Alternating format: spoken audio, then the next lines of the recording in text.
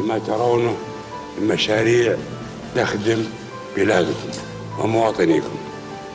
نحمد الله عز وجل اللي أعطانا الثروة وقبلها الاستقرار والأمن في هذه البلاد.